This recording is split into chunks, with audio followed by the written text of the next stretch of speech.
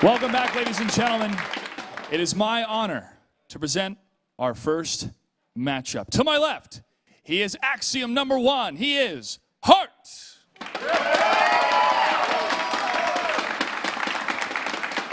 And to my right, get ready for bombing, ladies and gentlemen. He is Bomber. Gentlemen, congratulations on making it to the semifinals. Before we begin, Hart, any words you'd like to say? Yesterday, Bomber said, time to revenge, right? It's my turn today. Time to revenge. Thank you, Bomber. Bomber, any response?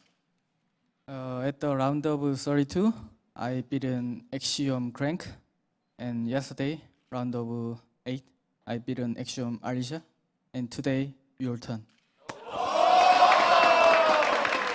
All right, gentlemen, good luck and have fun. Next up, the Mappy Toes. Back to the desk. Now that's what we like to hear from the players going into this semifinal. Some fighting words, QXC. Yeah, there's a lot riding. Not just his heart trying to take this championship, but he's trying to avenge his fallen team members. Everyone that's lost has talked to him. They've told him everything they know about Bomber, and it's time for Heart to take it back. He's gotta save the team, of course. Bomber is that solo guy that's come here, wrecked through, and had our longest series of the day yesterday to take out Alicia. So it wasn't easy, those victories over the Axiom players. And Heart, well, this is the best chance that he's gonna get. I think TVT is a really good matchup for both of these guys. Yep. And we'll just have to see. Usually the vetoes in TVT come down more to the players' preferences about playing mech versus bio. Some of these maps just favor certain playstyles. Alterzeme, probably the most common veto in this entire season, all season long. Just nobody wants to play on this map, and that's what Bomber's going to take out first. Heart taking out Waystation, which is, it seems to be vetoed by everyone.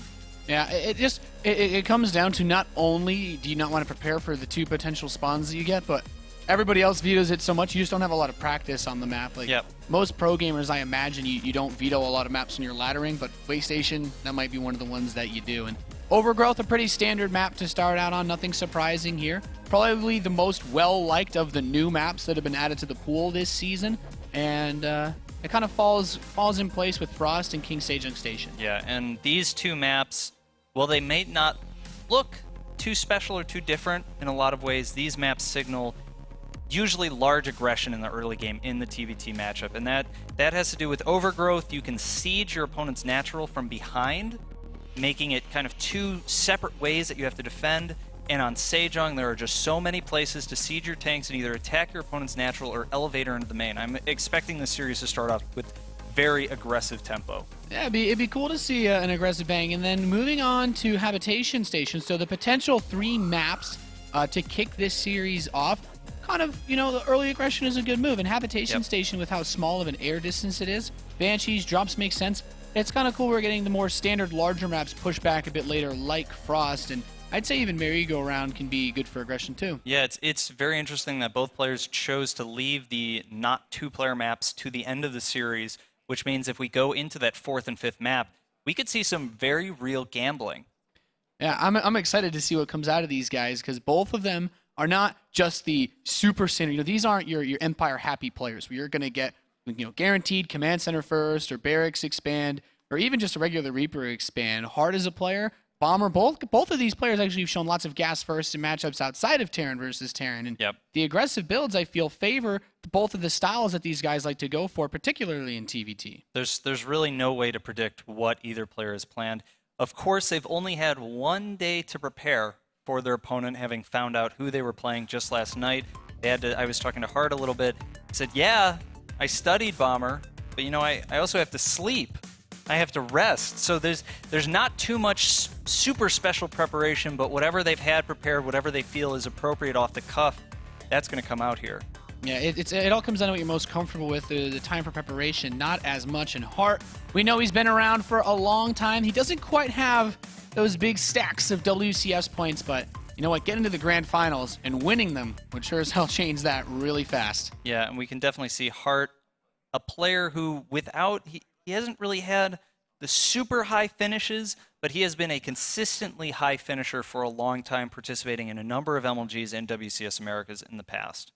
He's always been a threat to anyone that has to play him, especially known for those, you know, he was a very aggressive one-base player, especially towards Wings of Liberty, but he's really come into his own, showing his late-game prowess in this WCS season, and that's been the thing that's made him into one of the biggest threats coming through here. And Bomber, we know he's really good. We know that he's been consistently good for a long time, but he does have his up and down periods, and he's coming off of a bit of an up. The question is, can he get past this guy who's been playing so solid? Yeah, and Bomber, actually the only player who did not advance yesterday on a 3-0, whereas Hart took out Violet in a very convincing fashion, but a different matchup. TVP, TVZ really does not say too much about how these players are going to perform right here, right now, in this Terran versus Terran matchup. Yeah, but that's a good point, though. You know, he showed a little bit of weakness, and Bomber is in a somewhat comfortable position. He's on the cusp of WCS ranks. He's on 16.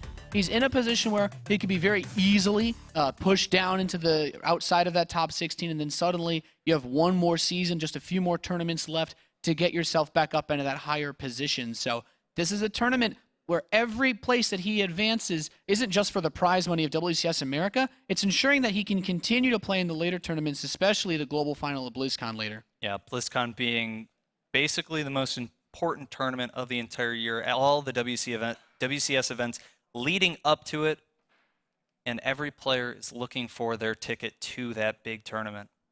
Yeah, it's definitely going to be exciting to see who makes it there. We're loading into the first game of this best of 5, 3 map wins to go to the grand finals of Season 2.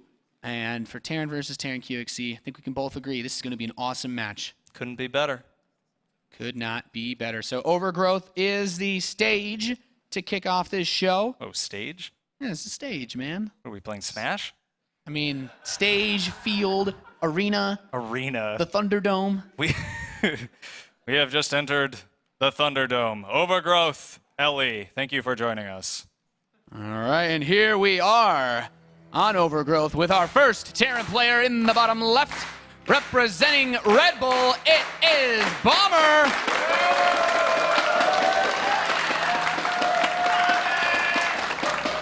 And in the top right-hand corner, he's watched his teammates fall one by one to Bomber. Can he bring it back? It is Axiom's Heart! Oh, early SCV. Oh, something crazy's happening. Oh boy. Here we go. He's breaking out the cheddar to kick off our top 4. In QXC, what is your favorite flavor of cheese on Overgrowth? Well, based on the timing of the scouting, it's most likely actually going to be a Proxy Marauder, which is a throwback to Wings of Liberty in a lot of ways. That build very much disappeared in the early phases of Heart of the Swarm because of how often Reapers were being opened. Reapers very strong against this build, but this map is not a particularly good Reaper map. Meanwhile, we have Bomber opening gas first, and in typical Bomber fashion, he may not scout. Yeah, I think we can both agree in Terran versus Terran, oftentimes a gas first player wants to get every extra mineral that they can. You don't want to send the SCV out early. And because of that gas coming before the barracks, your first Marines a little bit later, and suddenly this potential Proxy Marauder, Proxy Reaper can get a lot more damage done than otherwise would against a barracks opening. Right, and actually, the Axiom players must have strategized together here because we saw this exact situation yesterday with Alicia. Proxy Gateway. On this map. Against Bomber, yeah, and Bomber never scouted. He was able to put together what was magic, basically, a magic defense, because it didn't make any sense to anyone who was watching, but he was able to defend it, and we'll have to see how quickly Bomber can react to this, because it's really all about that split-second decision-making. You have to, as soon as that Marauder comes into Bomber's vision, he has to identify what it is and react exactly right, or he's going to take so much damage. But here we go. The first Marauder has started. Concussive Shell is researching. Meanwhile, Bomber, again, not even going down as natural, just building Marines. Doing it the Bomber way.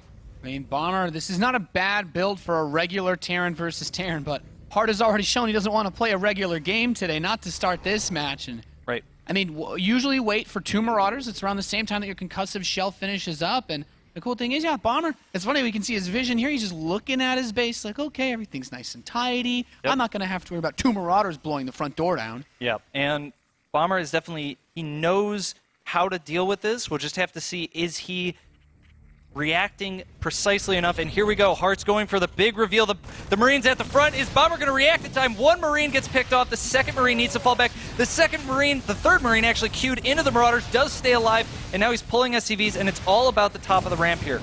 Bomber basically just needs to use those SCVs to buffer, buy himself time until that bunker gets up, and that Widow Mine. The Widow Mine is going to be a great defense here, but Bomber overextending a little bit with the SCVs down the ramp. Yeah, losing quite a few workers, and behind all of this, Hart is just setting himself up for the next push. These Marauders, though, they might be able to finish the job. They've killed a ton of SCVs, not able to kill even one. That concussive shell is so useful in situations like this. The bunkers should be able to complete. The Widow Mine should plant itself, but I think Hart has gotten more than he was looking to get out of this initial push. Up 8 workers now at the 5-minute mark. He's going to send that barracks home, and he's going to kick off this factory. You know what follows this opening.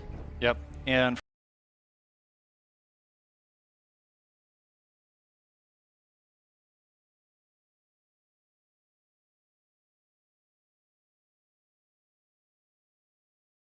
get behind now is the threat of either a drop or a Banshee. Because of how much damage he did to his opponent, the fact that he already saw that starport doesn't have an add-on, probably going to be the Widow Mine drop here, and we do see Bomber now loading up 2 Widow Mines, 4 Marines, and this is Bomber's chance now to bring it back. And it gets spotted immediately. A Marauder left at the watchtower for Hart, sees this coming. His barracks is almost like an observer watching it at this point. He knows what's coming his way.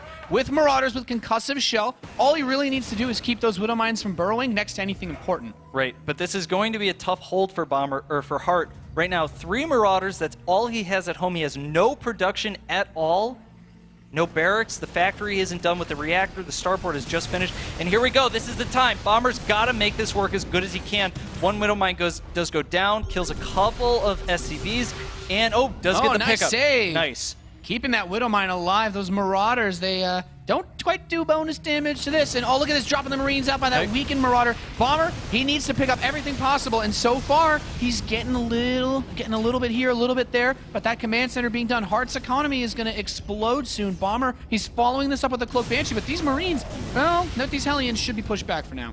Yeah, and basically, Bomber has accepted that he's going to be on 1 base for a long time. He's identified his opponent's got that early command center. There's just no reason for him to try to expand. He'll just be so far behind. So he has to make do with this 1 base play for a long time. But this is TVT. You're down 5 workers. You don't have any kind of other macro mechanics to compensate for that. It's not like some of the other matchups where you expect to be down workers.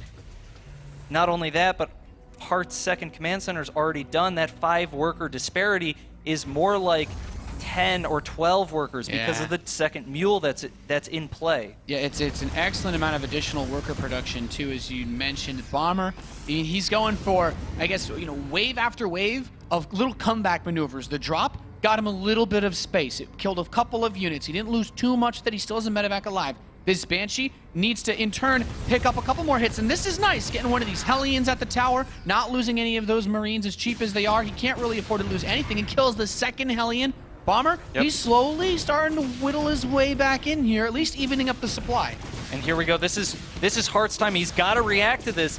He's kind of falling asleep right now. You got to Cloak Banshee. It's time to do something about it. And 1 scan goes down, but he only built a turret in his main, so the Banshee will be repelled from there. He does have a 2nd scan. Banshee does go down. Now he starts the turret in his natural. Hart's in a very good spot, though. He's still got that 2nd command center. He's still got defense against these Cloak Banshees, and he's still up quite a number of workers. Bomber is basically going to go completely all in on 1 base. You see he's got more Marines streaming across the map, more siege tanks. The Banshees just need to do a little bit more damage, keep Hart on his toes, keep him on the defensive, and then hopefully Bomber can make something happen with this follow-up. Yeah, this tank for Hart is so important to try to stop this attack. Without it, I mean, Hart can just set, I mean, Bomber can just set up right outside Hart's base. Siege his tank and slowly push him in, but now a second tank is out. Those Vikings, one of them gets picked off by the Widowmine, a good bait by Bomber, but still, it's not quite enough yet. I really don't see how he's going to make this work. Well, I guess unless Hart sends all of his units away in a medevac. Yeah, and the big thing here, oh, Hart actually sees the command center just starting now, so there's really no reason for him to be too aggressive. He's got such a tremendous economic lead. Your opponent's command center's not even done. You're almost at full mineral saturation.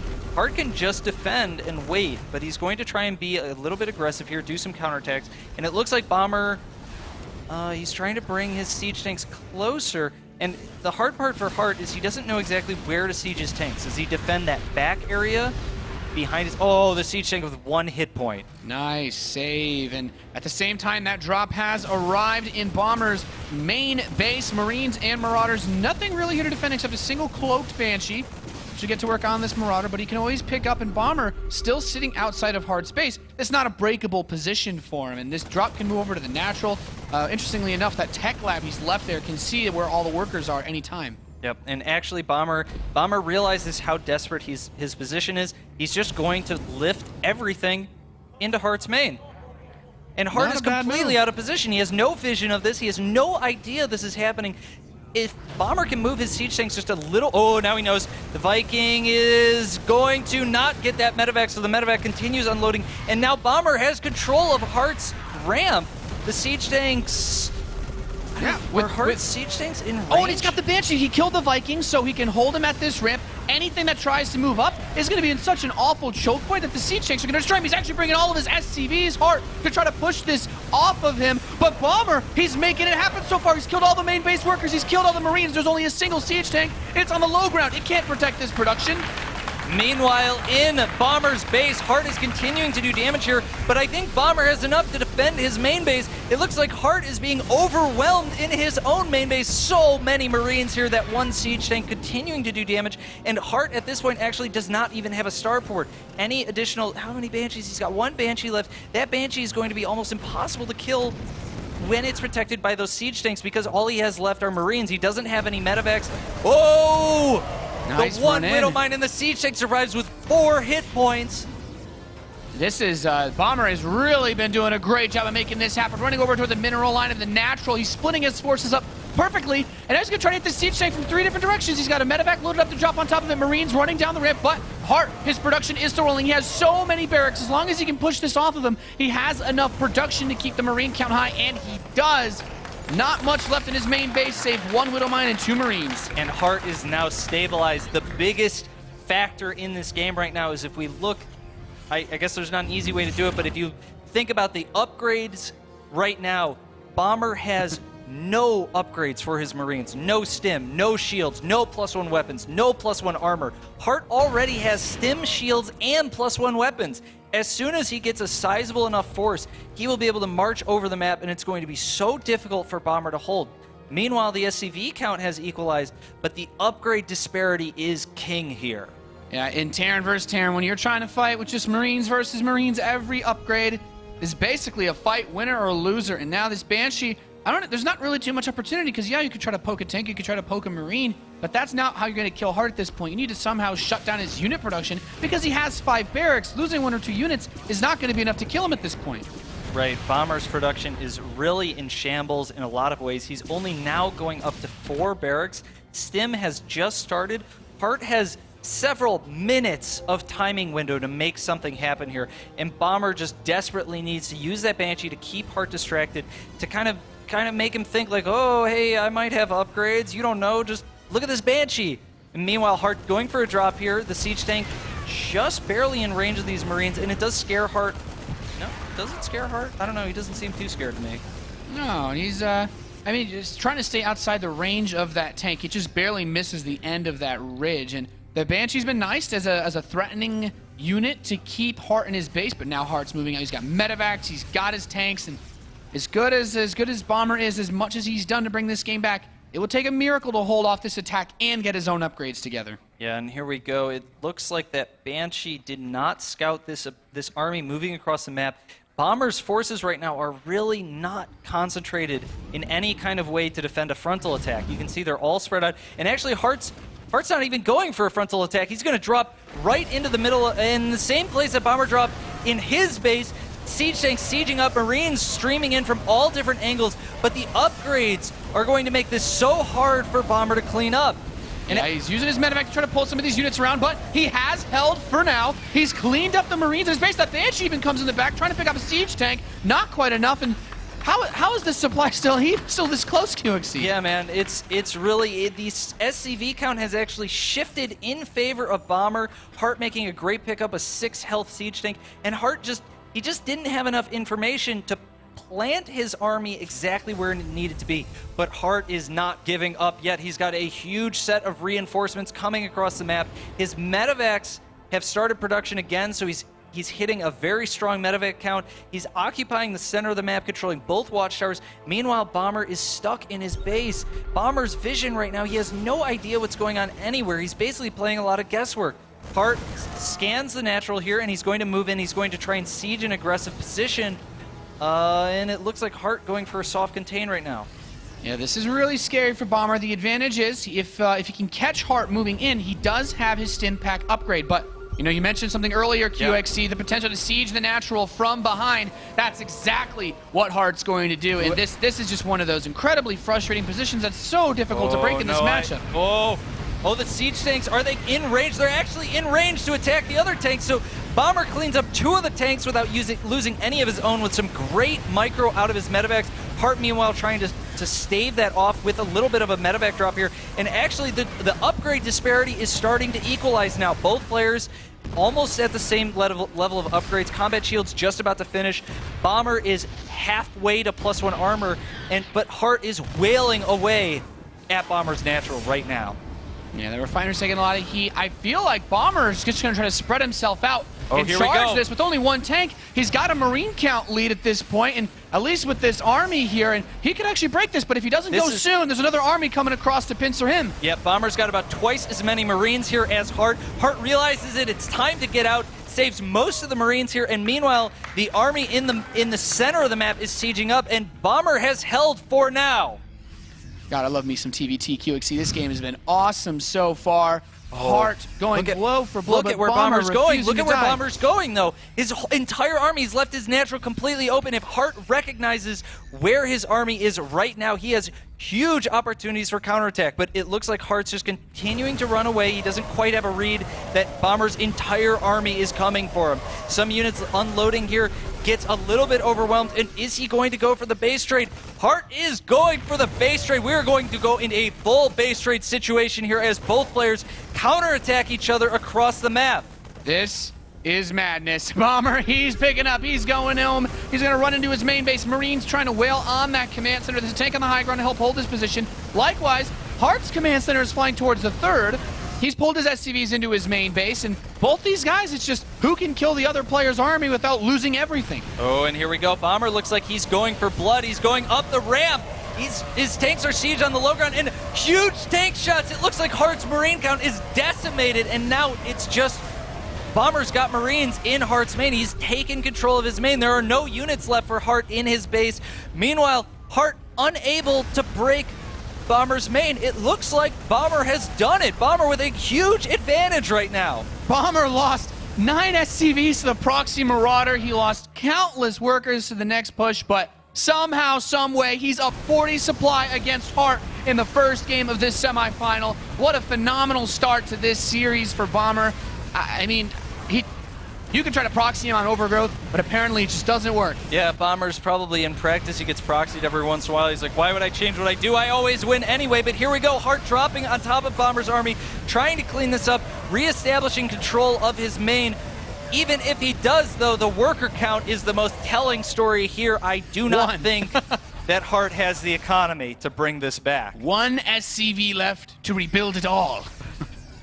To rebuild everything in the Kingdom of Heart. And that will be quite difficult to do, I imagine. With the Marine count being close, the upgrades all even, and more money for Bomber, he's just going to be able to make more Marines. And what else do you need at this point in the game? Yeah, Bomber basically just needs to not die to this relatively small counterattack. His economy will carry him to an extremely large advantage, but Hart is sneaking around again. Bomber looks like, oh, is he going to see it? Yeah, he's going to see the medevac. So Bomber should be able to be in place for this. He's got a gigantic supply lead at this point, almost 70 supply up. Hart in a last-ditch attempt trying to salvage this game. Bomber made it possible, but he realizes that no. GG, Bomber takes the first game of this series. Man, 9 times out of 10, if I'm in Bomber's position, that's where you rage quit, man. When those Marauders kill half your workers, you're like, oh, everything has just been so bad. My opponent's probably got 2 bases, a Banshee coming in. Bomber, he shows no fear. He just makes the impossible possible. He takes games that look completely unwinnable, positions that people have quit from time and time again, and he comes back and he spits in your face and he wins the game anyway. Such great play from Bomber. Dear Axiom players, do not proxy Bomber. It doesn't work. 2 of you have tried. 2 of you have killed a lot of workers and still failed. Bomber, it doesn't even I'm make impressed. sense. Like, Hart was so far ahead that game. Everything was going right for him, but he just couldn't make the attacks work. That was really what it came down to, is no matter how big of an economic disparity or no matter how badly the upgrades were for Bomber, he just knew where to put his army so that he could stave off the attacks, and Hart just kept committing, kept trying to make something happen when there was nothing to make happen. Bomber was just ready. Yeah, I mean, that was just so impressive. There's so many situations you say, maybe if you sit back and try to recover, it can work, and I can see where Hart would want to try to end the game, try to get aggressive enough to just kill Bomber off because he had such a lead. You'd think, yeah, I mean, considering how the openers played out, I should have enough to break him, but Bomber, in the defensive spot like that, was just unkillable. Yeah, and I think the final push back that allowed Bomber to take that was when he dropped those siege tanks and he was able to kill 2 of Hart's tanks for free, basically. Yeah. That opened up that position, allowed Bomber to swing around, go for that big counterattack, and the reinforcements from Hart were just not there in time to support that isolated army. It's so crazy because in Terran versus Terran, if you rally across the map, suddenly if Bomber gets a drop in, Hart you want to keep some units at home. You want to rally some forces at home in case you get counterattacked, and not having those reinforcements really made things tough. Map number 2 is King Sejong Station. We are loading into it now. This isn't, I wouldn't call for a proxy on this map, but. Well, if it's going to be a proxy, it's almost certainly going to be a Reaper. Yeah. This is a pretty common map to do that Reaper opening. Either like a 8 barracks, 8 gas, 8 supply, 8 barracks, 8 gas. There's a lot of different ways that the Reaper can jump into the main. There's lots of places you can proxy that barracks where it's very hard to scout. But we'll just have to wait and see what else Hart has prepared here. He's got to be feeling a little bit shaken after that game. It's extremely frustrating. He knows he was way ahead. He knows he had a huge advantage. And then he wasn't able to close it out. And eventually the situation just kept slipping away from him. Yeah, definitely a loss of a lead for this player here. Our first player of this game in the top left. He's down 0-1, needs 3 games to win this series. It is Axiom's Hart.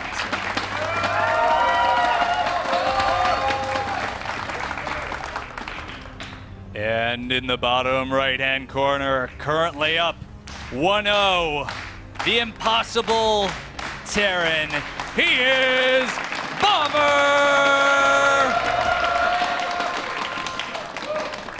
So glad the awesome crowd came again. These guys have been cheered their hearts out yesterday. It's just too bad there's no observers in this game. We need more floating barracks to spot things. Yep, any building that's floating is now an observer. It is known. It is known. It shall be known from now forth. Going gas first. Yep. What do you like on this map out of gas first? So this is a pretty common elevator map, and the reason for that is around the main there's a lot of places where you can get right up close to the cliff, quickly move your units into their main, and because there's so much surface area, it can be quite difficult sometimes to keep track of it all, make sure you have vision of everywhere. Also, Banshee's pretty good here. There's a pretty close rush distance by air compared to some maps. And the follow-up with Marine Tank can be quite strong. The position, if we take a look at Bomber's natural just north of there, there's a little bit of a spot. Oh, That's Heart's natural. But I know what you're anyway, saying. The rock position is a right really, outside really the rocks, vulnerable point. There's right outside the rocks. There's a position where you can siege your tanks, and you can do that as a Banshee follow-up. But anyway, both players opening gas first now, and we do see the first Marine. Neither player scouting, which is very common with this build. It's so tight and so precise that by scouting, you actually can weaken yourself so much that even if you scout something, your response is kind of suboptimal. Yeah, you want to save every penny that you can, and already we have a little bit of a change, or at least a difference in the way that these two players have opened. Bomber's opted to keep pumping out Marines out of his barracks, whereas Heart went for the very fast reactor. And both of these can still put out about 5 or 6 Marines for a drop with Hellions if you want.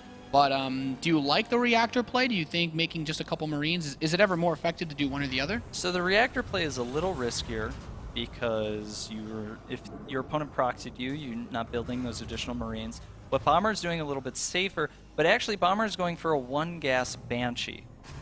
And that's the reason he's not getting the reactor there. He needs every little bit of gas here. Meanwhile, Heart will be going for a Marine Hellion elevator. And he's just getting that reactor to optimize, trying to get as many units out as he can for that elevator action. He should have just about 7 Marines when that first medevac comes out, plus probably 3 Hellions with a 4th on the way, so we'll have to see if he waits until that 4th or goes with 3. Meanwhile, Bomber, you can see actually he's walled in the top of his ramp in a little bit of a strange fashion. He's getting a Widow Mine here, Marine, so this is a very safe build from Bomber, which it needs to be because he has no information about what his opponent is doing. This is a build that Bomber has obviously spent a lot of time thinking about. It's like, well, if I'm not going to scout my opponent until my first Banshee comes out, and that'll be basically at 7 minutes, how can I be safe against everything? And this is what Bomber has decided to do. He's going to wall in his natural. He's going to get a fast Widow Mine. Widow Mine's going to burrow. As soon as the Banshee finishes, he may start a Viking. And then he's just going to go from there. He's got his eBay in time, and is he going to scan soon? Meanwhile, Heart is getting ready. He's in position to make this attack work. And the Widow Mine is not quite in position. He's probably a little bit surprised at these units at the top of his ramp. And he does see the Banshee coming across the map. So Heart needs a Viking at home. Meanwhile, at the front, just a little bit of play back and forth.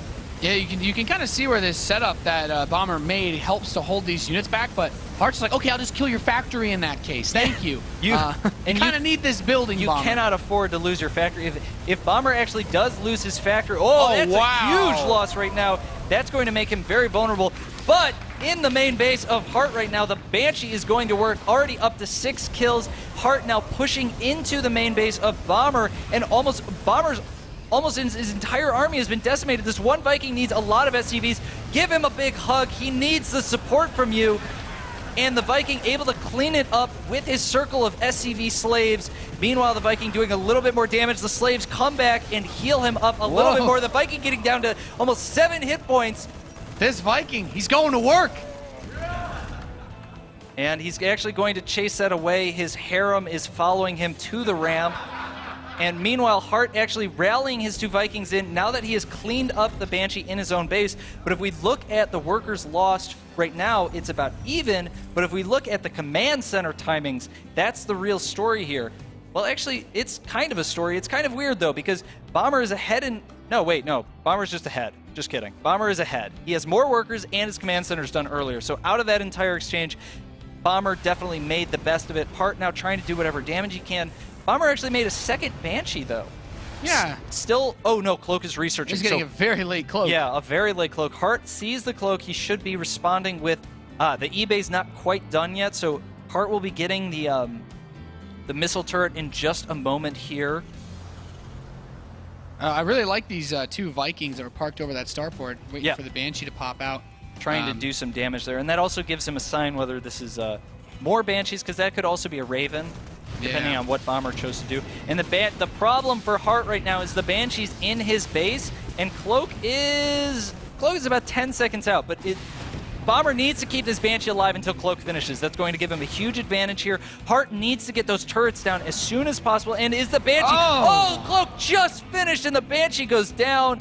Heart in a little bit of a lucky spot there to just get that Banshee just in time. The turrets are now going to be able to get down, and ooh, no turret in the main for Hart. So this could be pretty devastating. I was going to say he didn't have to scan, but he just dropped 2 mules, so all of a sudden, no detection. The Banshee, though, is going to go for add-ons. He's assuming that there was some level of defense. Okay, now heading over to the inner line. Should be able to get a few kills, and this is nice. He's picking up every little bit that he can. He's forcing the Vikings to come back, and he can actually maybe park himself here and just deny this gas for a little bit. Well, the one Viking out will deal with that, no problem. And actually, a second Viking siege finishes. Tank drop with 2 Vikings and a lot of Marines. Yeah, I think he's going to go for another elevator play here, and we'll just have to see how well that works out. You can see Bomber is very defensively placed right now. That Viking is still landed. He actually pushed that SCV into seeing the Vikings in medevac, so... But that missile turret moving up here is going to be a little awkward, but the siege tanks can clear that from below. A nice scan. Oh, he really needs that Banshee to help defend against this. He does save it for now. Missile turret hitting that Viking. But I think there's still at least one more scan available. Yeah, there is one more scan available for Hart, so that Banshee really should not be able to be the hero of this situation. And pushing into these tanks, this is getting really awkward, but Bomber has Stim. He could try to just overwhelm this force in one fell swoop. Yeah, and that's definitely what Bomber is going to go for. He wants to accumulate just enough units here to make that happen. If Bomber commits to a fight without accurately judging how sizable Hart's army is, he will just lose the game outright. If he cannot clean this up in one swoop, he'll get too far behind, so he's just waiting, accumulating as many units as he can, trying not to lose anything. At one point, he was probably waiting for shields, but that tech lab has since died, so now it's just the waiting game, trying to use the Banshee to clean up the siege tanks. One siege tank does go down, the Banshee's about to run out of cloak, and you can see Bomber made a ton of siege tank this game. He's just continuing to do damage, and that siege tank on the low ground does get sniped. Stim comes in, Bomber cleans up that attack, no problem. Bomber showing some fantastic defense in this series of very large attacks. Still, though, took a little bit of a hit from Hart in that engagement. However, he's got his natural still situated. He's mining his natural gas, which allows him to afford to keep building these siege tanks, and he's going to get his 3rd command center. I'm liking Bomber's position, but Hart, he's getting a nice bit of production set up as well back home at his base. Yeah, so we had a big disparity in terms of upgrades and things in the previous game, and then Bomber ended up coming back from that disparity and winning it. Now the disparity is in Bomber's favor. His combat shields is about halfway done. Hart's Stim is minutes away. His combat shields is about 2 minutes as well. Hart has just started +1 weapons. Bomber's already started +1 armor. Bomber's got his 3rd command center coming down, a 5th barracks coming down. Hart is going to have to do some serious crisis management if he wants to stay in this game. Yeah, this has been rough, and these Banshees have just been... There's been a lot of Banshees made this game by Bomber, and he's managed to find a lot of use out of them coming over. He's like, okay, attack the tank, pull the SCVs away from the missile turret, at least grab 1 or 2 more kills there, and it's a nice pick-off for Hart to get that out of his face, but every scan at this point, he really needs to try to, as you said, keep himself in the fight. Right. And it looks like Bomber is content to continue to macro up here.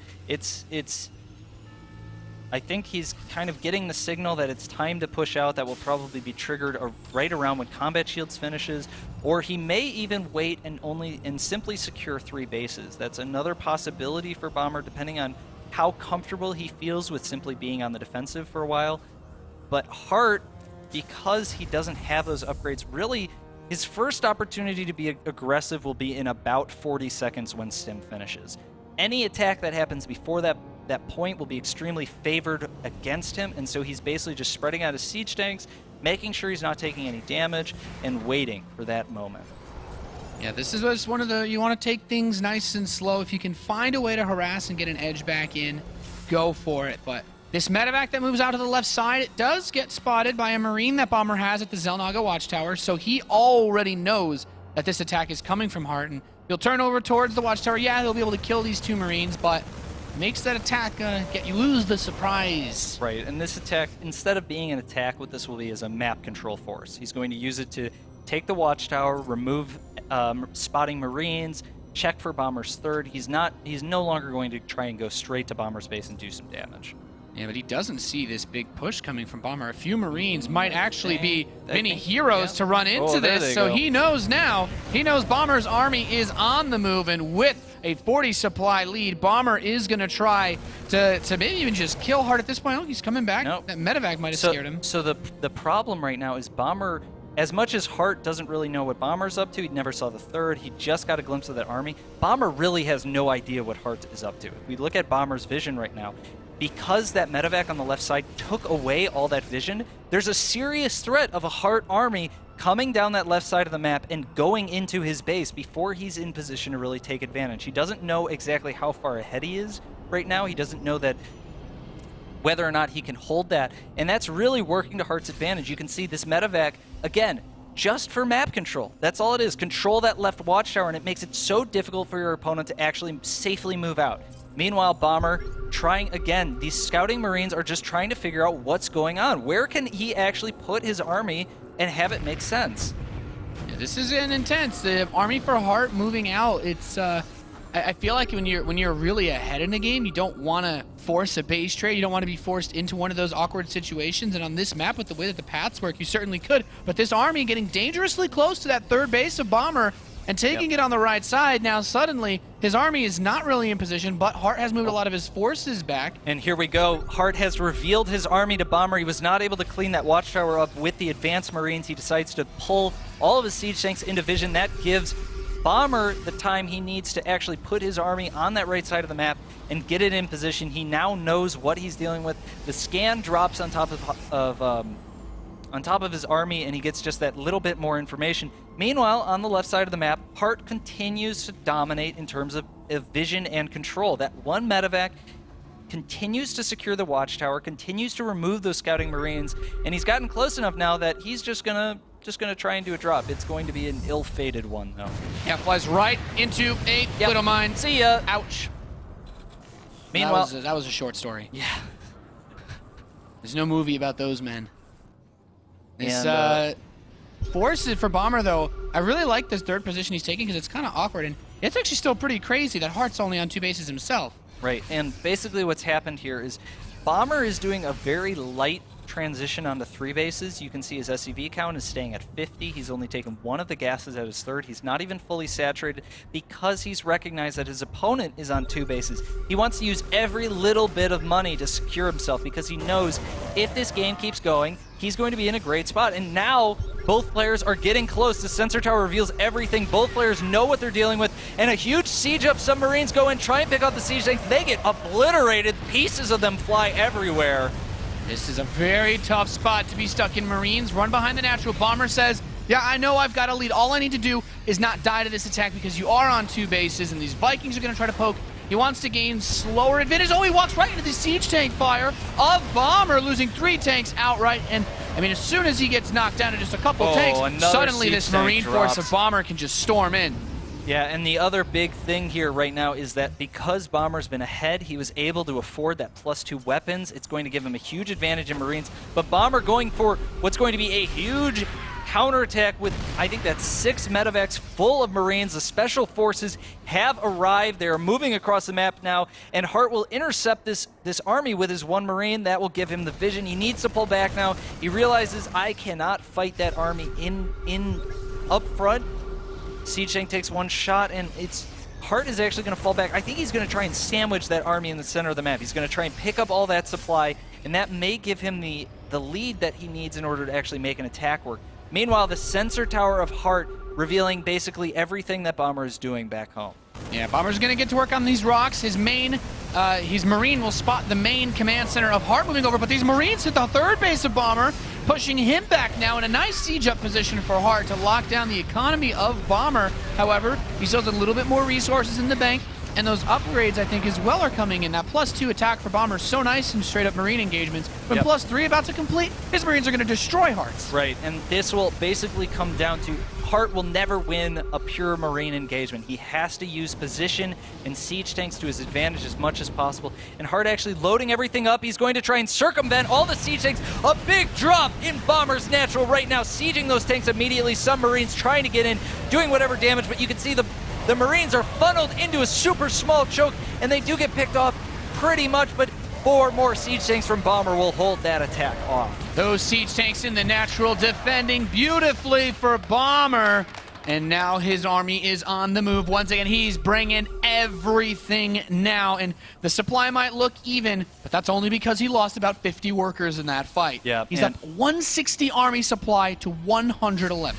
This is going to be an almost impossible hold for Hart. He has to read this army, predict where Bomber's going, siege his tanks up in time, and make sure he's got the best concave he can possibly get. Bomber getting a little over-eager here. This is exactly what Hart needs. Huge concave. How many siege tanks did he get? I think about 3 died there. That is going to neuter Bomber's push just a little bit here. Hart continuing to push in, trying to do some pressure, but Bomber's army is too big for that. Bomber just needs to play safe. Hart realizes he's at a significant disadvantage at this moment. Yeah, Hart really wants to bait Bomber into the siege tank fire, but he's still got a reasonable income because he floated his main over to that third base position. He's pulling in some nice money with the worker lead that he has. As good as mules are, Bomber, he's not even close in economy. He's not even mining gas anymore at this point. Oh, and a desperate pickup from Hart. He picks the 2 medevacs up that would have seen this incredibly huge army coming across the map. All Bomber needs to do is recognize his lead. He can take this fight right here, right now, and that's exactly what he's going to do. The Marines stimming and spreading out, and he's going to back up. Gets scared off by that 1 siege tank, but he's going to move his other siege tanks closer. He's not going to take any chances here. Meanwhile, Hart going for the counterattack. Yeah, that's right. With the Marines rallied out, Bomber, he's got the Marine upgrade. He wrecks this front force, and Bomber takes a 2-0 lead against Axiom's Harden. Man, talk about some fine footwork from Bomber in this match. Yeah, and we definitely see Bomber excelling in that mid and late game. In that opening, he definitely came ahead, but he never, ever was put into those very awkward positions that Hart had been put into in that previous game. He was on the defense, he was impeccable. On the offense, he was cautious, he was careful. He made sure that when he attacked, his attacks worked. Yeah, that was a really crazy way that both games started, especially. You said the mid game seems to be where Bomber just lights a flame and just starts going. He lost his factory after a gas first opening. Yeah, man, what? That's usually not something you recover from. Oh, I forgot that he even killed that factory. I never even paid attention to him rebuilding it, but that's a huge investment in terms of you're going to basically be behind upwards of a minute on siege tank production. You could be about 2 siege tanks behind, not to mention the 100 gas that you have to put into that factory. And actually, that pretty much explains why he was making so many Banshees. He really had no choice. He's like, well, what am I going to do with all this gas? I'm not building Reapers. I don't even have a factory right now. I guess I'll get Cloak, make 7 Banshees, and harass my opponent to death.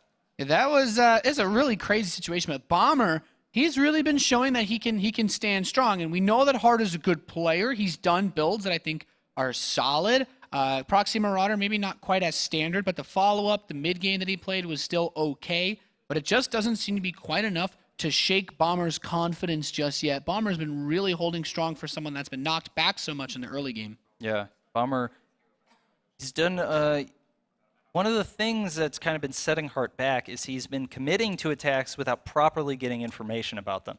We saw him try and medevac drop on Sejong, but he didn't really know what was there. He ended up dropping into units that were ready for him. And meanwhile, Bomber was keeping his supply relatively intact, always scanning ahead, always checking, being very careful. And I think that was the biggest thing that set them apart in those 2 games. Yeah, let's, as we are moving through this best of 5, let's hear a little bit more about the game. We got Roddy over at the social media desk. He's going to do some analysis for us. Let's see what Roddy knows about some good old TVT. Not nearly as much as you guys, so I wouldn't even try. But I do really enjoy the series so far. I think it's an awesome series, very back and forth. Both players showing that they're evenly matched. In game 1, Bomber definitely on the ropes, but clawing his way back into this game with a lot of small moves. I think both players so far throughout the last 2 games have shown us a lot of really cool little micro tricks here and there. And I actually want to take a look at a little bit of the action on Overgrowth, because Bomber was definitely in a pretty dicey position. This is the moment where Bomber lost like 7 SCVs at home, so he decides to counterattack. And And look at a couple of the small things he does. Starts dropping, immediately picks up the Marines because he doesn't want the Widow Mine to focus fire. Then a scan goes down, he's like, nah, let me pick up the Widow Mine. Really good play, like 2 really good moves in the blink of an eye. And if we fast forward a few more seconds, Bomber like sees him low HP Marauder, bam, drops the Marines immediately. I feel here he could have even pushed the issue a little bit harder, but of course we see that the Hellions are 15 seconds away. And like he can't know that, so he had to play it safe. Now the Hellions are here and this party is over. But Bomber with 3 little cute moves over here in a 7-minute game, which is really important because in this phase in the game, every unit is very important. Either way, Bomber is still pretty far behind because he lost so many workers early on. So we just fast forward a little bit. We see Hard macroing up. But until we're at that point, we can just talk a little bit about the general things. Because, you know, this is a series that Hard could have also been in a 2-0 lead. Even that last game, you know, on Way Station, in the end, all of the tanks being so incredibly exposed. If he has his Marines in a better location, perhaps we're looking at a different game. I thought this was a great push by Bomber, you know, like as soon as he picks up all the units, drops them in the main, and you really felt like, wow, this game is just swinging the other way now. Suddenly, Hard is on the ropes. Somehow, you know, we can just fast forward this entire push. Hard decides to drop. Bomber is like, hey, if you're dropping me, that means less units at home. Perhaps this is my only moment. Even though I have no stim, I have no combat shield, I'm gonna try to make the best of it. And he really did make the best of it. Trades so many units, keeps these tanks alive for an extremely long amount of time. So definitely like found his way back into this game. Not there just yet, but getting closer and closer. But he had to do so much damage over here. And yes, he did quite some damage, but was it enough? Well, his production, like QXC pointed out, was not rolling up to this point. He didn't have the upgrades yet. So Hard tries to find openings. And, you know, it just starts running around. Bomber tries to be safe, and Hard is like, you know what? I'm just going to drop everything in the corner of your base. And I thought, okay, there's almost no way that Bomber can deal with this. He's down 25 army supply. One of his tanks is really exposed. He still gets a couple of good shots off. And look at this one tank that pops right now. A horrible position for that tank to pop out. Bomber's like, well, let me just pick it up, drop it back. He has done so many of these small things and actually cleans this up with relative ease. And I really feel this is the story of this series so far.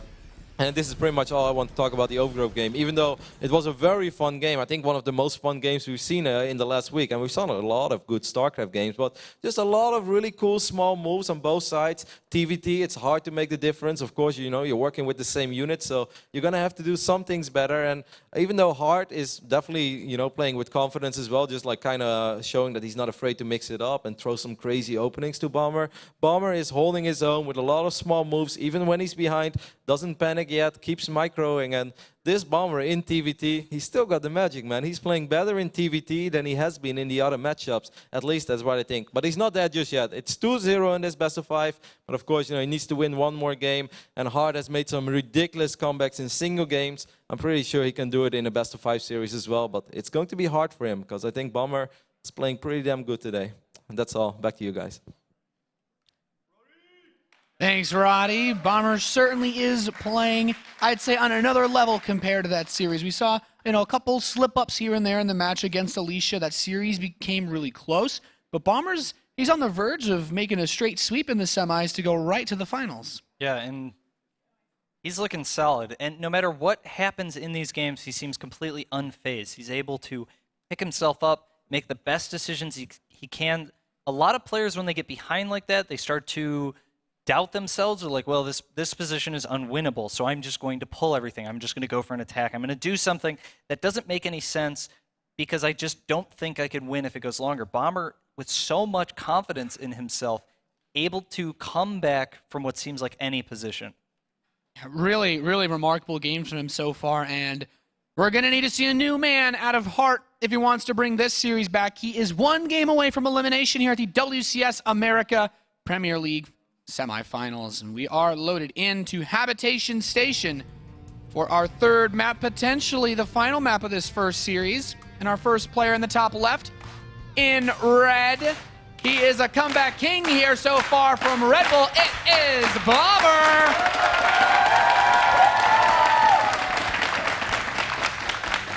And in the top right-hand corner, hailing from Team Axiom, trying to avenge his teammates down 0-2. Give him your support. It's Hart!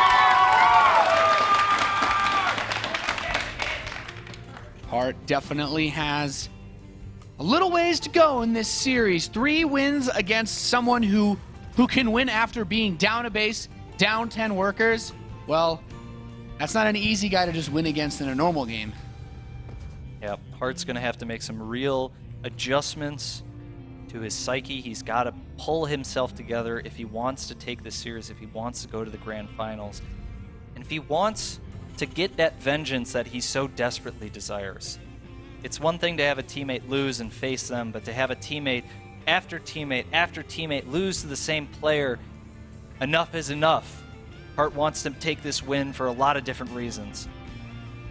Yeah, it's not going to be easy. Habitation Station is a map where we generally see a bit more variety out of Terran builds especially. It's not a great Reaper map.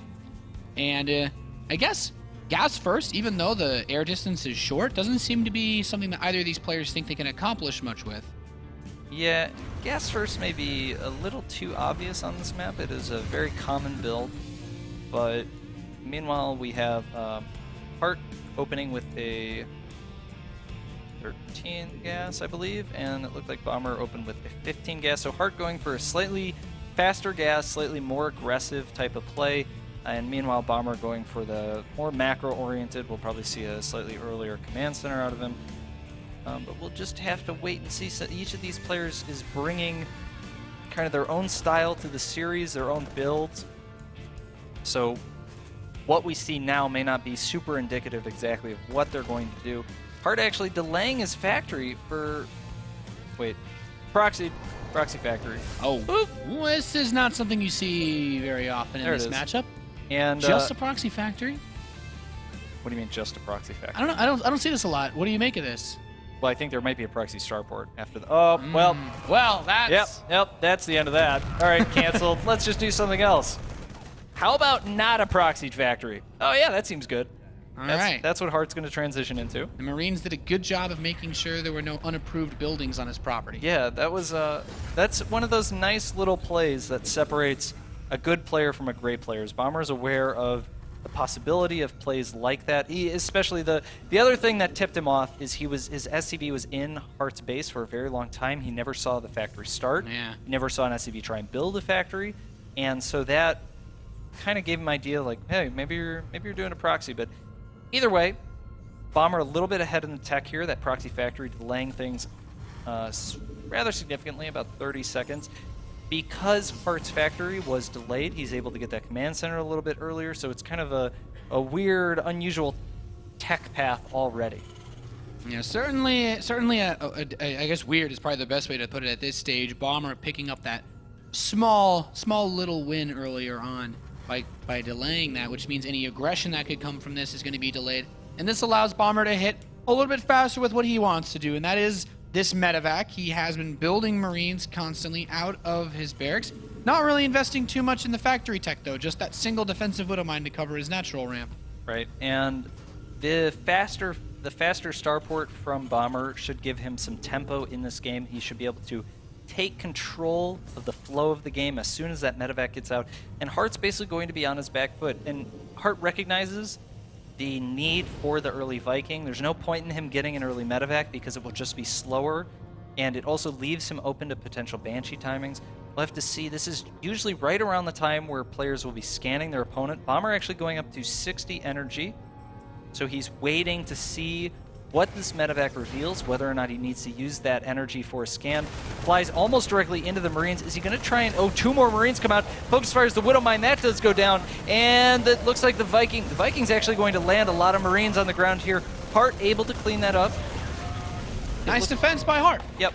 Yeah, I think a very solid hold of that. One, at least, nice thing for Bomber is that he kept his medevac alive, but that's one of those attacks that can, if that Widow Mine plants and suddenly splashes on those Marines, that can almost be game over sometimes. Yep. That could easily have gone in a very different way, especially those 2 Marines that popped out of the barracks, added that extra little firepower, able to snipe that Widow Mine before it gets down. And now, actually, Hart with a significant advantage at the moment. He's up multiple workers. His command center is already in his natural, which means the floating time from the command center in Bomber's main to the natural, that's going to come about in SCV an SCV and a half, depending on exactly how long that takes and how quickly he starts SCV production when it stops. The other big thing is that Bomber does not know about the Banshee follow-up. And that's going to be really critical. He has an eBay, and he has one scan available right now, but if he drops that Mule, this Banshee is going to do some Wait, where did the Banshee go? It's somewhere. Where is it? Moving it. It's still going closer towards. Oh, yeah. No, it's just the hanging gold. out. Okay, yeah. It's just chilling at the gold. I spaced out. I'm sorry. And the Banshee will be... Basically, Hart wants to wait until the absolute last moment. Cloak is about to finish. The Banshee will be flying into Bomber's base, and it's all about... Okay, so Bomber's dropped his scans, and he's actually... Or dropped his mules, and he's started building turrets just to play safe. The Banshee's going to come in here, and Bomber drops one scan. The Banshee does not make it out. A great pickup for Bomber. That's going to set Hart back quite a bit here. And Bomber is actually gearing up for what will be a very soon Marine Tank Viking timing. Yeah, I like this a lot. With the Vikings to maintain air control and those siege tanks to push any of Hart's ground forces away, it's certainly a tough attack to stop. This Widowmine gets cleaned up by these Marines on the right side, but as this Banshee comes even closer, cloaking now, if Bomber can kill this, that's just going to make things easier and easier when he does this later push. Right. He will get it. Nice grab. Basically, right now, Hart is relying on those Banshees to buy himself time. He's got 3 command centers, so he's got a nice economic advantage. But he's not started siege tank production at all. He'll have Stim much faster than Bomber, but Stim is not going to be enough against a large amount of Marine tank, especially when supported by a medevac. If he can land those Vikings in front and get them to tank for the tanks. And meanwhile, Banshees continue to be produced. It looks like Hart has that's the last Banshee that's on the field, but that's forcing Bomber to save scans. And Banshee does-ish get away. Yeah, he's going to get away. The Banshee will swing back around, continuing to do pressure. Meanwhile, Bomber pushing out, trying to get as close to Hart's base. But actually, I think Bomber may have lost his opportunity here. Yeah, it doesn't look like there's a lot of room to make anything work. The Banshee is swinging around towards the left side of the map, so not really in a good defensive position, but this third base I think is still quite vulnerable. Most of Hart's defenses are focused around the ramp in his main base in case there are medevacs at play, but this Marine will spot is a nice scout. That Marine basically saves Hart's third base, all the SCVs here. He'll be able to get his units out in time, and that also discourages Bomber from actually going for this attack. If you walk all the way up to your opponent's base completely unscouted, you're more likely to go for it. And Hart is actually making a big, bold move here. Stimming forward. Is he going to get a siege tank? He gets one. No, does not get the siege tank here. Bomber reacting just in time. And Hart deciding to pull back. Did not want to overcommit there. But Hart in a really good position right now. He's already started +2 weapons. Oh, man. He's got combat shields almost done. That +2 is going to be really nice, especially since he already... The only thing he actually doesn't have is... He didn't get the armor upgrade himself. Right. But that's still a big lead. Yeah, he started the +1 armor on a second engineering bay. Right now, Bomber is actually basically stuck on 2 base, which is a really weird turn of events because it doesn't feel like a whole lot has happened in this game. It's like, well, how did Hart get up to 3 bases so easily? And it's basically the Banshees. The Banshees forced so many scans out of Bomber that it reduced his overall mineral count, and then Hart played with a fast third command center out of that Banshee, which allows him to get ahead as long as he doesn't get punished. The Banshee gives him the harass that he needs to keep Bomber off his back, and actually Bomber's going to go for a drop? That'd be quite a doom drop with all these medevacs from Bomber. But you make a really good point. All the scans, those 5 or so scans he spent on Banshees, if each one of those is a mule, in a mule's life, it mines at least 240 minerals. That's it's almost 1,000 or so extra resources that he could have gotten out of his resources by now to get a third command center, to get additional production with, if that Banshee hadn't been so annoying. So you also have to consider the fact that every Banshee build costs Hart resources. Yeah. And so the disparity is more like 100 minerals if the Banshee doesn't do anything at all. But as we saw, the Banshee was doing damage. And actually now Bomber is on the defensive on 2 bases. It's extremely hard to imagine what he can do at this point, loading up a lot of medevacs, but Hart continues to scan on top of his army. As long as there are scans there, the medevacs can't really go anywhere. And if Hart was watching very closely there, he would have seen the medevacs boost away. And this is what Bomber needs in order to take this game back.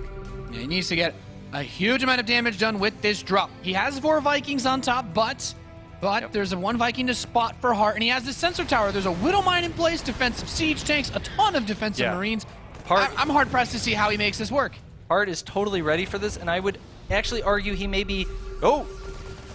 He wants to be... What you want to do is kind of be ready, but not feel ready when your opponent scouts you. Yeah. He drops the siege tanks, kill that Marine real quick, get back in the tank. All right, let's go get some food.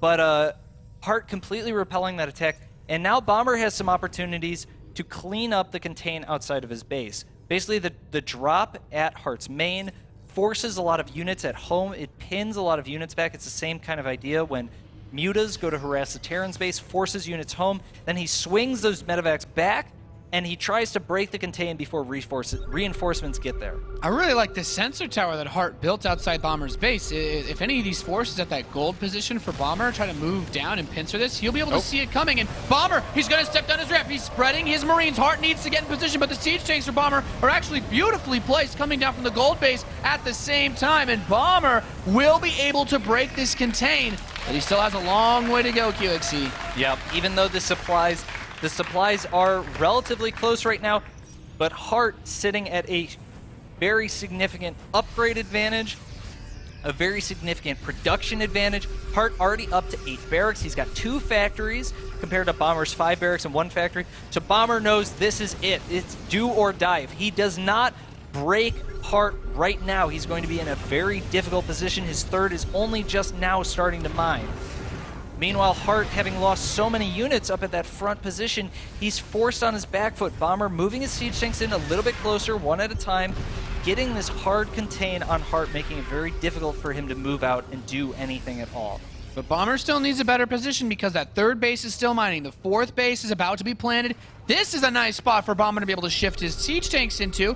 And Heart, I don't know if you want to run up a ramp against a setup like this. Yeah, Bomber's just maneuvering back and forth, trying to get his siege tanks closer and closer to his opponent, trying to catch Heart out of position. If he can get a position kind of like below the third, where there's that clip there, he can actually siege the third from there. But for now, it's kind of this back and forth. He's got to scan, move his army, go back in macro, scan, move his army. For now, he's content to take this high ground. This gives him a lot of control over what Heart can do. Yeah, and during all this, Bomber secures the gold base. So even though he doesn't have that third, he's still going to have a really nice income equalizer. And being down on SCVs, this is really important for him because he still has an opportunity to deal a lot of damage to Heart, who now, with the tanks spread this well in the high ground position, I don't know if he can just charge straight up this ramp. No, this is definitely a position where Heart needs to approach from multiple angles. You can see Heart has realized that Bomber has actually committed perhaps a little too hard to this lower position, and Heart has stabilized there. He's now taking a force, and he's going to try and go on the counterattack. Does Heart notice that SCVs are mining there? Almost certainly. He's going to move his siege tanks up within range of that high ground, and Bomber is just a little bit out of position, but Bomber has recognized the change in flow of the game. He's brought his entire army back here, and I'm not sure there's enough units for Heart to hold this position. Bomber moving in, trying to stem, trying to spread his units out. Siege tank sieging up. But a lot of Marines still left for Heart. That one siege tank. The upgrades on Heart's Marines are insane. He's 3-2 versus 2-1. Those +3 attacks, he rips through these Marines like they're paper. And Bomber, look like if the upgrades are even and he takes that fight, I think it becomes a whole different ballgame. But now Heart's set up to potentially swing in from the south and push from that watchtower while he's still secured this fourth base. And this is only getting more and more difficult for Bomber as time goes by. Yeah, and I think Bomber is getting a little bit desperate here. He's trying to siege tanks within too close, but he knows that if he doesn't get this third mining, there's no hope for him. Whatever he can do to get that third mining, and Bomber's going to go for it, or Heart's going to go for it. They're both going for it right now. Marines, a big fight going on here, but the upgrades are going to reign supreme for Heart. GG's! Heart not going to be swept under the rug today in the semifinals. It will set the series to 2-1. And wow, the real big reversal of roles compared to the last game where Bomber had the extra base, Bomber had the 3-2. In this game, Heart just did not make any mistakes. Yep, he got a little bit ahead. Well, how did he get ahead? Oh, the Banshees. Yeah. The Banshees' opening just put him in such a good position. He was able to get that fast third. Will not allowing it to be punished, and Bomber just felt he just kind of got chipped down over those couple of minutes until he was in a position that he was just behind from. Yeah. It's a really difficult spot to be in, especially on that map with how many tight chokes there are that you can siege up a natural like that. Although, as you said earlier, I think it's like usually the 2-base player is sieging the 3-base player early on, not the other way around. And Yeah. if your opponent gets enough of a lead and they spread out well enough, it was actually almost a miracle that Bomber was able to break that position, because usually you have to funnel yourself into such a tight choke that the tanks just destroy you. Yeah, Bomber did a really good job of using his medevacs to pull Heart's army home, and then bringing his medevacs back before Hart really responded to where the new change in the engagement would be. And from there, even after he cleaned it up, he was just still so far behind. 2 base, no armory, only 5 barracks, 1 factory against Heart's 8 barracks, 2 factories going into 2-2 or 3-2 at various points in the game. And Bomber's comeback skills were not there that game. No. But still, a great series we've had so far. We're going to move on to Frost for map number 4. And I'm excited to see where this one goes. This is the map that begs for those long, even macro games, lots of positional play in the late game. And there's still some potential for early aggression, but I'm looking to see maybe a bit of a switch up in terms of the focus of the strategies this time. Yeah, and because it's a 4-player map, there are opportunities to gamble here with Command Center First, 2 racks Reaper, things like that. Things that we wouldn't normally see on a 2-player map. Yeah, that's right. And our first player on this map, in the top left, the red Terran player, representing Red Bull, it is Bomber!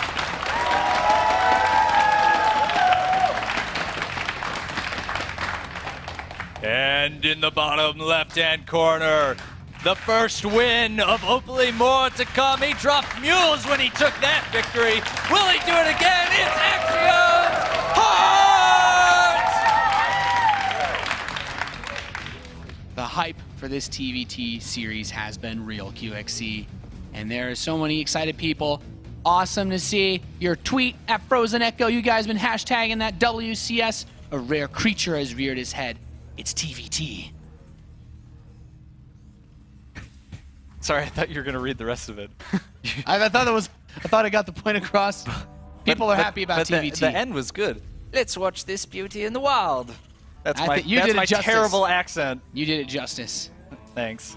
So this map, way Bombers opened up, looks like Reaper. I'm not surprised by that, but Hart, he's still sticking to the gas first. Yeah. And Reaper, probably the safest, most all-around build on a 4-player map. It gives you good scouting, lots of information, very easy to react to what your opponent does because you can usually see it in time.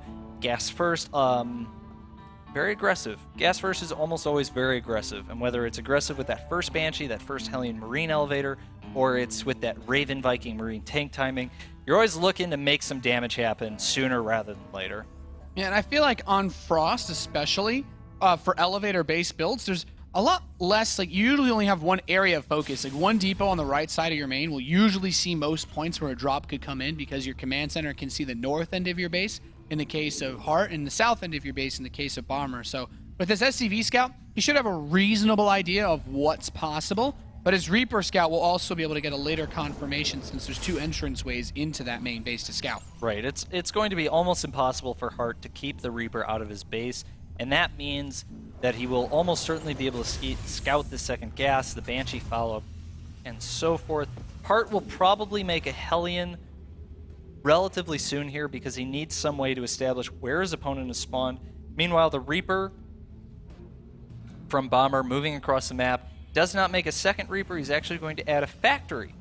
I like this.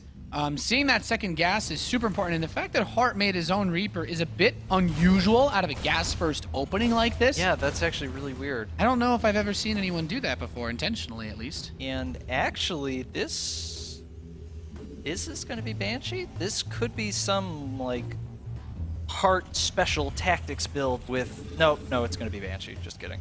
I was thinking maybe we'd see a Hellion Reaper something. That would really be kicking it old school. Yeah, we haven't seen those builds in a long Reapers time. aren't even the same unit as the ones used in that build in Wings of Liberty. That is true. So here we see the Tech Lab finishing for Heart. It's going to be moving the starport. So one interesting thing to note is that Bomber went for a Reaper, but then he went Reaper Factory Command Center, which is a little bit unusual. He delayed that reactor in order to get the slightly faster factory, delayed the Command Center a little bit for that, and I guess he just doesn't want to take any chances here. The Reaper is actually staying at home, and meanwhile the Reaper from Heart is going to establish a scout, and oh, yeah, Bomber's ready for the Reaper. He's totally just, completely predicted what would happen there, denied it, no problem. Heart very much in the dark right now. All he saw was the starport. He doesn't know that it's also a command center.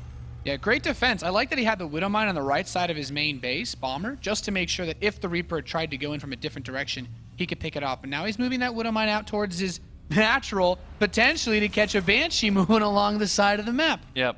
I think Bomber is reading this very well. He's very aware of what his opponent is likely to do to play off of the possible situation, but he may be being a little, oh man, this could be a little unfortunate for Bomber here.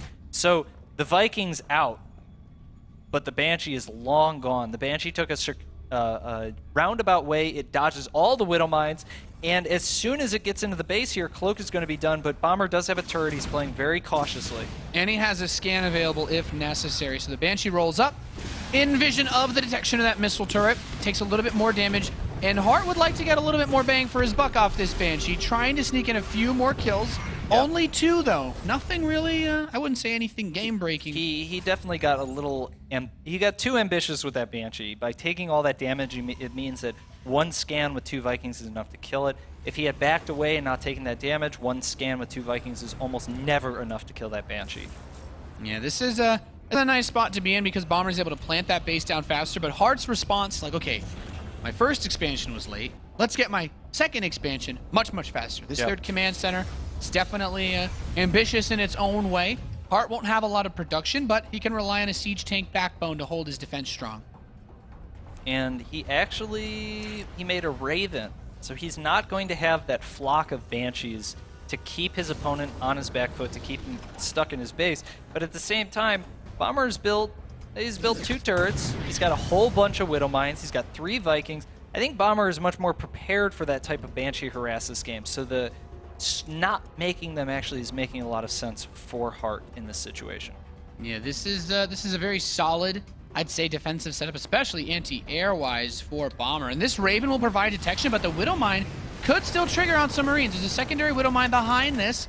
Heart does not want to step too far forward. Oh, I like this. Use the Marine to bait the shot out. And Bomber saying, no, I will not give this Widow Mine up for a single Marine. Bring me more. And meanwhile, Bomber with a 4-5 SCV lead here. His command center was done quite a bit earlier, starting the 3rd command center. But Heart's 3rd command center himself has just finished. So the worker count, even though it's a little funny right now, will be evening up in the next moments. I would say the position is slightly favored for Bomber, but definitely a hard game to judge at this point. Both players pretty equal on their upgrades. This is going to be the most even game that we've seen out of any so far. I was going to say neither player has killed 15 SCVs by the 10-minute mark. It's definitely the closest we've had by far at this point. And I like this. I like this map for the longer game. There's a lot of drop paths, but Heart puts a Marine in just the right spot to see this medevac moving across. So Bomber not really able to get aggressive since both of these players have a reasonable amount of anti-air. And the medevac just poking around here, trying to do a bit of damage here. Meanwhile, Heart trying to re-establish control of that path. There's only really 2 ways to get from your opponent's base, from your base to your opponent's base on these spawn positions on this map, and one of them is that side path, and one of them is through the watchtower. So by establishing control of both of those paths, Heart is putting himself in a very strong defensive posture. He's got a lot of control over the map, a lot of map awareness.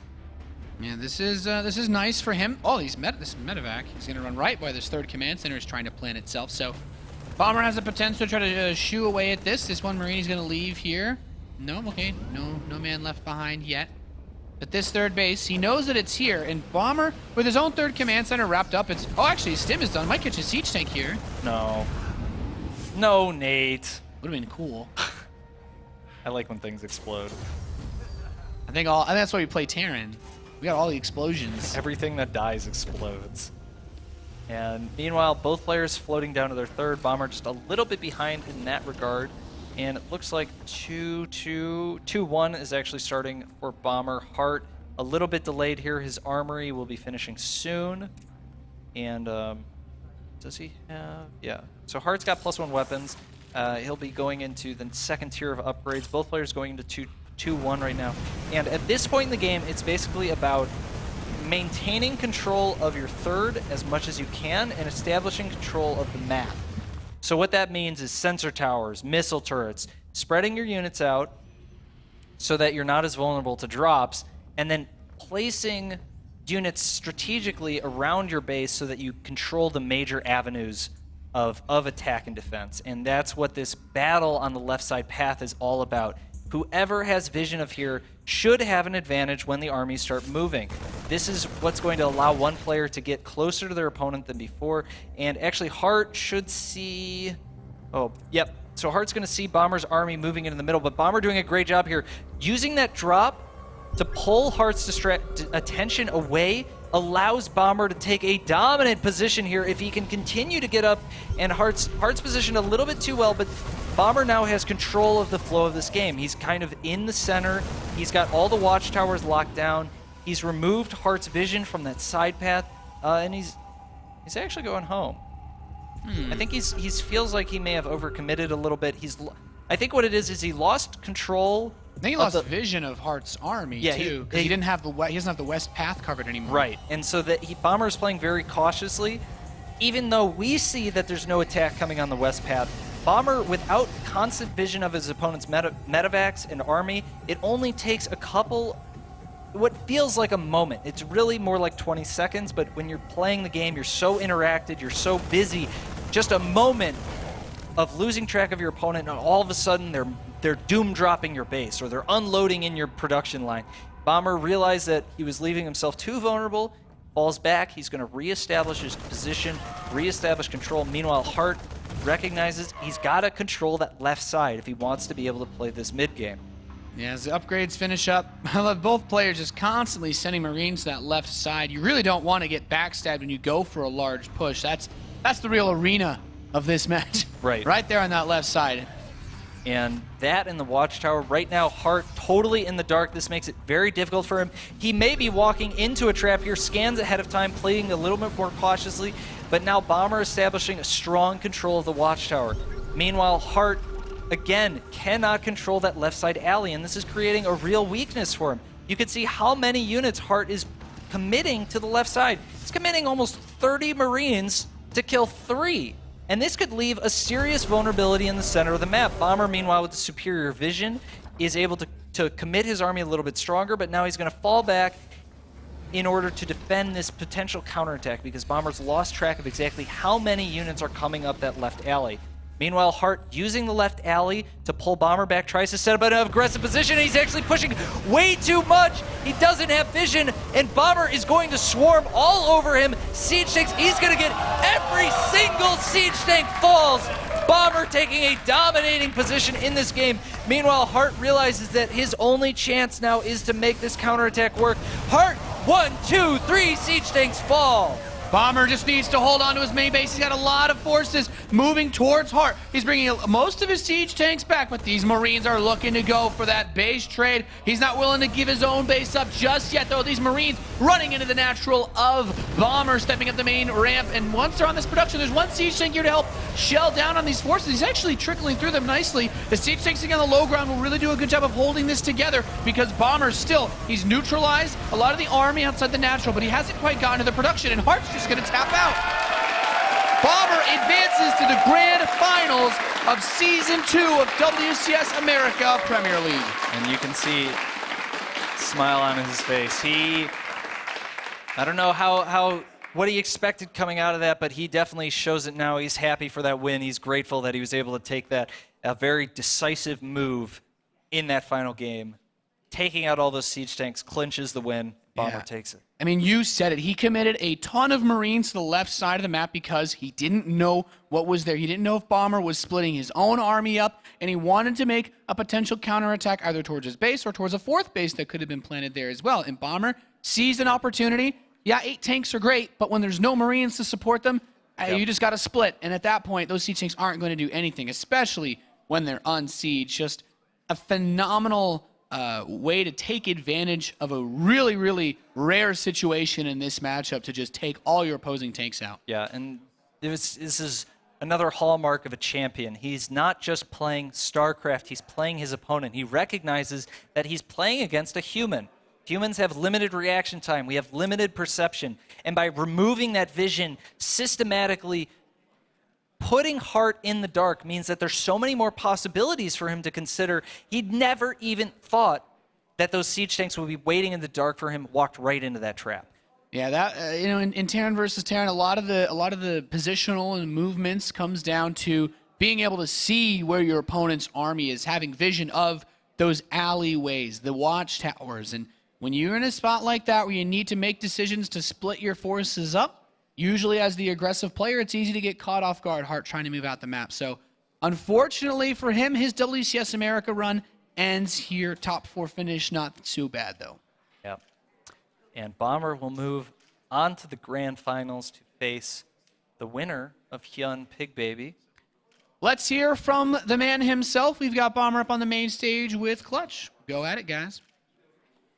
Congratulations, Bomber. You're now going to the finals for WCS America Season 2. First off, against Hart with that hyper-aggression in the first couple maps, what did you focus on when he was so aggressive at the beginning of those maps? I know his style is very aggressive, so I try to little bit defensive style. But third game, I lost because his style is too tight, so 1 game lost. Only one game. As you prepare for the finals as well, you really wanted this victory because now you also have a seat into the Caspa Cup. So now that you're going into the finals, how does it feel knowing that you're going to qualify in a good seed for the Caspa Cup in Korea? At the start of this season, one of my goal was get the Caspa Cup seed. So I'm very happy now. But there is so many Protoss, so I'm very worried about it. Who would you rather face then in the next series? Would you rather face Hyun or Pig Baby? Both of them very, very good players, so I don't care who comes to final. But I think I can beat them all. Bomber, this crowd has been going nuts for you this entire tournament since you've been here in California. Anything you'd like to say to your fans as you prepare for the finals? Thanks for cheering. Congratulations one more time. We'll see you in a little bit. Let's throw on over to Roddy for some analysis. Thank you very much, Josh. And of course, congratulations to Bomber. A really important victory for him. Not only because it is the final of a major tournament, but also because he gets so many WCS points guaranteed now. And of course, last year he was close to winning it all at BlizzCon, and he wants to come back. I thought it was a really cool TVT series, very dynamic with a lot of cool moves. We already went over that, but as amazing as it was and as fun and entertaining as it was, it came to a pretty abrupt ending. And, you know, I immediately had a deja vu to the game they played on King Sejong Station, where Hart was a little bit behind, but he was putting himself in an okay defensive position. And suddenly all of Marines ran to the left top, and all the tanks were exposed, and he lost all the tanks. And that's really when Bomber, took a big lead. And the same thing happened on Frost. We can just go ahead and jump into the game. We're going to keep it real short because, of course, we're ready for our next PvZ as well. But, Hart is setting himself up over here. But look at that massive army he has on the left side of the map. He did not see you know, this massive army of Bomber in the middle, and suddenly all of his tanks are just here. And he's like, well, yeah, I have a lot of tanks, but I have no Marines. All of my Marines are out of position. And if you give a window of opportunity to a player like that, you know, if all those Marines are babysitting the tanks, we have a much longer game. We have a drawn-out game that, look at the production tab, is actually, you know, pretty damn even on either side. But throwing away 6-7 siege tanks against someone like Bomber, if he sees a window of opportunity, he's going to capitalize on it. I also love the crisis management once more by Bomber. He showed Grove a couple of really good decisions to abandon his natural, abandon his turret at the right moment, and he did the exact same thing over here. Immediately, like sending the tanks back home, and still base trading with the bio units. Just a lot of correct calls, and you know, we know how it went from here.